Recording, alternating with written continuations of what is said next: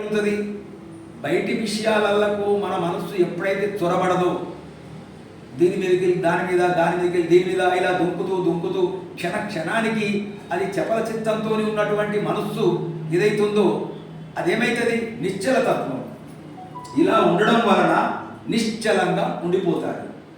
ఆ నిశ్చల తత్వం కొరకే అనేకమైనటువంటి మహర్షులు, మహానుభావులు ఆ మనస్సును అరికట్టడానికి కొరకు ఎంతో ప్రయాసపడుతూ, ఎంతో కష్టపడుతూ దాని కొరకు 4 వేదములు, 18 పురాణములు, 108 ఉపనిషత్తులు మొదలైనటువంటి గ్రంథాలన్నీ చదువుతూ, శ్రవణం చేస్తూ ఇవన్నీ చేస్తున్నారు. దేని కొరకు?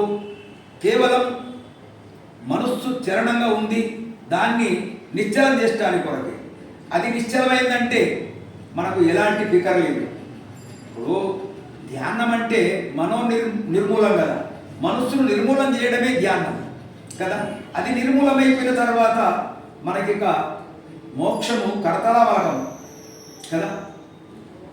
మోక్షమైనా కానీ మనం బ్రహ్మనిష్టలో కూర్చున్నా కానీ, మనం ఇలా బ్రహ్మనిష్టలో కూర్చున్నామంటే మన మనస్సు కూర్చున్నది కూర్చున్న తర్వాత ఎటెటెట పోతుంటుంది మన మనస్సు.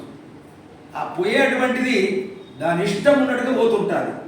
ఆ పోయేటువంటి మనస్సును మనము మరలుతూ మనం దాన్ని ఒక విధమైనటువంటి స్థాయికి దాన్ని తీసుకొచ్చే ప్రయత్నం చేయాలి.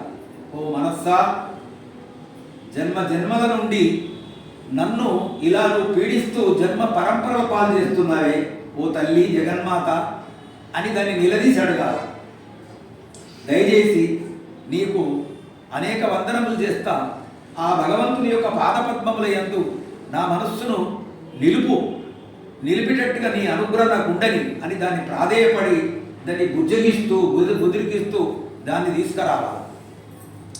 ఎట్లంటే ఇప్పుడు త్యాగరాజుల వారు ఏమన్నారు?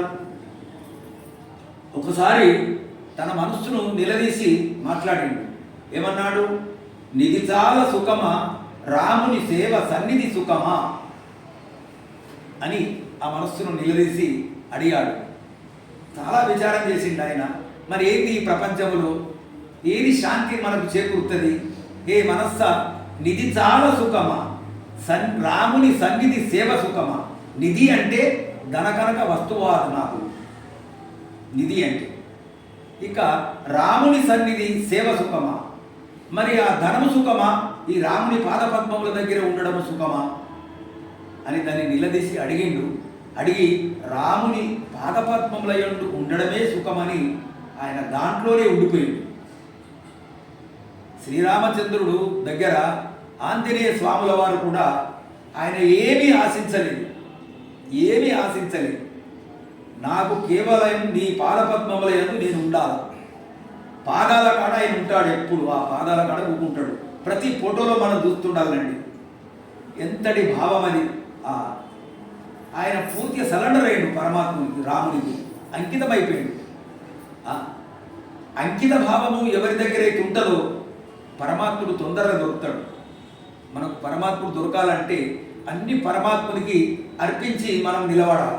ఏం లేదు, ఏ సాధనలు నాతో కావు నాయన, ఇవో నీకు అర్పిస్తున్నా నా హృదయాన్ని. ఆ తండ్రి జగదీశ్వర, నీవు నాకు నిర్మలమైనటువంటి నిశ్చలమైనటువంటి భక్తి జ్ఞాన వైరాగ్యములను నా కొసంగు తండ్రి, ఆ గురుదేవ, ఆ పరమేశ్వర అని మనం ప్రార్థించాలి. కాబట్టి అలా ప్రార్థించడం వల్ల నిర్మోహత్వే, ఇక మోహం లేకపోతే నిశ్చలమైనటువంటి తత్వం కలుగుతుంది. ఇక చరణం ఎక్కడిది? చరణం లేకపోతే మనకు ఒక విధమైనటువంటి అనుభూతి, ఆత్మానుభూతి కూడా అక్కడ కలుగుతుంటుంది.